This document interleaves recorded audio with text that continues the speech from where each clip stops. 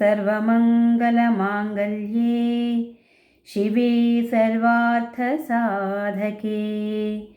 शरण्ये त्र्यम्बके देवी नारायणि नमोऽस्तुते।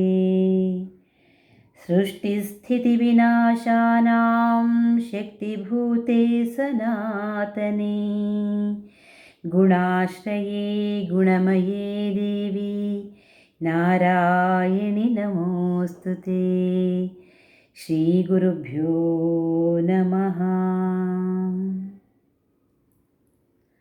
ವೀಕ್ಷಕರೇ ನಮಸ್ಕಾರ. ಗ್ರಾಚಾರ ಪರಿಹಾರ ಚಾನೆಲ್ನ ಮಾಸ ಭವಿಷ್ಯ ಕಾರ್ಯಕ್ರಮಕ್ಕೆ ಸ್ವಾಗತ. ಈಗ ಧನುಸ್ಸು ರಾಶಿಯವರ ಜುಲೈ 2025 ಭವಿಷ್ಯ ಹೇಗಿದೆ ಅಂತ ಸಂಕ್ಷಿಪ್ತವಾಗಿ ನೋಡೋಣ. ಮೊದಲಿಗೆ ಗ್ರಹಸ್ಥಿತಿ ಹೇಗಿದೆ ಅಂತ ತಿಳ್ಕೊಳ್ಳೋಣ. ನಿಮ್ಮ ರಾಶಿಯಿಂದ, ಧನುಸ್ಸು ರಾಶಿಯಿಂದ ಚತುರ್ಥದಲ್ಲಿ ಶನಿ ಮಹಾತ್ಮರು ಸಂಚರಿಸ್ತಾ ಇದ್ದಾರೆ. 6ರಲ್ಲಿ ಶುಕ್ರರು, 7ರಲ್ಲಿ ಗುರು ಮತ್ತು ಸೂರ್ಯಗ್ರಹರ ಸಂಚಾರ ಇದೆ. ಜುಲೈ 26ರಿಂದ 7ನೇ ಭಾವಕ್ಕೇ ಶುಕ್ರಗ್ರಹರ ಪ್ರವೇಶ ಆಗುತ್ತೆ. ಇನ್ನು 8ರಲ್ಲಿ ಬುಧಗ್ರಹರ ಸಂಚಾರ ಇದ್ದು ಜುಲೈ 17ರಿಂದ ಇದೇ ಭಾವಕ್ಕೆ ಸೂರ್ಯಗ್ರಹರ ಪ್ರವೇಶ ಆಗುತ್ತೆ. ನವಮದಲ್ಲಿ ಕುಜ ಮತ್ತು ಕೇತುಗ್ರಹರಿದ್ದು ದಶಮ ಭಾವಕ್ಕೆ ಮಾಸಾಂತ್ಯದಲ್ಲಿ ಜುಲೈ 28ರಿಂದ ಕುಜಗ್ರಹರು ಸಂಚಾರ ಮಾಡ್ತಾರೆ. ಗ್ರಹಗಳ ಸಂಚಾರ ಹೀಗಿರುವಾಗ ನೀವು ಕೈಗೊಂಡಂತಹ ಅನೇಕ ಕೆಲಸಗಳು ಅಂದರೆ ಕಾರ್ಯಕಲಾಪಗಳು ತುಂಬ ನಿಧಾನವಾಗಿ ಕೈಗೊಳ್ಳೋದ್ರಿಂದ ನಿಮಗೆ ಬೇಸರವಾಗುತ್ತೆ. ಮತ್ತು ಆರೋಗ್ಯದ ವಿಚಾರದಲ್ಲಿ ಕೂಡ ಸ್ವಲ್ಪ ತೊಂದರೆ ಇದೆ. ಈ ಹೊಟ್ಟೆನಲ್ಲಿ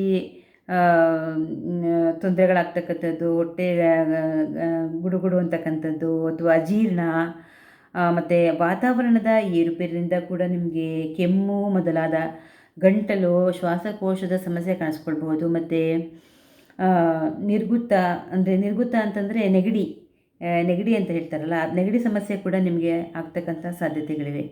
ಆದಾಗ್ಯೂ ನಿಮ್ಮ ಬಂಧು ಭಗಿನಿಯರಿಂದ ನಿಮಗೆ ಒಂದು ಸಮಯದಲ್ಲಿ ಸಹಕಾರ ಎಲ್ಲ ಸಿಗುತ್ತೆ. ವ್ಯಾಪಾರೋದ್ಯಮಿಗಳಿಗೆ ಸಮೃದ್ಧವಾದ ಧನಲಾಭ ಇದೆ. ಹಾಗೆಯೇ ಪೀಠೋಪಕರಣ ತಯಾರಕರಿಗೆ ಮತ್ತು ಕಲಾವಿದರಿಗೆ, ಈ ಶಸ್ತ್ರಾಸ್ತ್ರಗಳ ಮಾರಾಟಗಾರರು ಹಾಗೆ ತಯಾರಕರಿಗೂ ಕೂಡ ಕೈ ತುಂಬ ಕೆಲಸ ಸಿಗುತ್ತೆ. ಇನ್ನು ಮಾರುಕಟ್ಟೆಯಲ್ಲಿ ಹೂ ಹಣ್ಣು ವ್ಯಾಪಾರ ಮಾಡ್ತಕ್ಕಂಥವ್ರಿಗೂ ಕೂಡ ಒಳ್ಳೆಯ ಲಾಭವೇ ಇದೆ.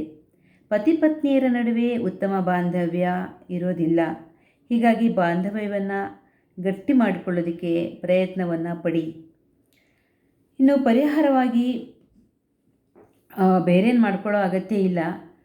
ಮಂಗಳವಾರ ಶುಕ್ರವಾರಗಳಂದು ಲಲಿತಾ ತ್ರಿಶತಿಯನ್ನು ಪಠಿಸಿ, ಜೊತೆಗೆ ಆಷಾಢ ಮಾಸದಲ್ಲಿ ಬರ್ತಕ್ಕಂಥ ಆಷಾಢ ಶುಕ್ರವಾರ ಲಕ್ಷ್ಮೀ ಪೂಜೆಯನ್ನು ಮಾಡಿಕೊಳ್ಳಿ.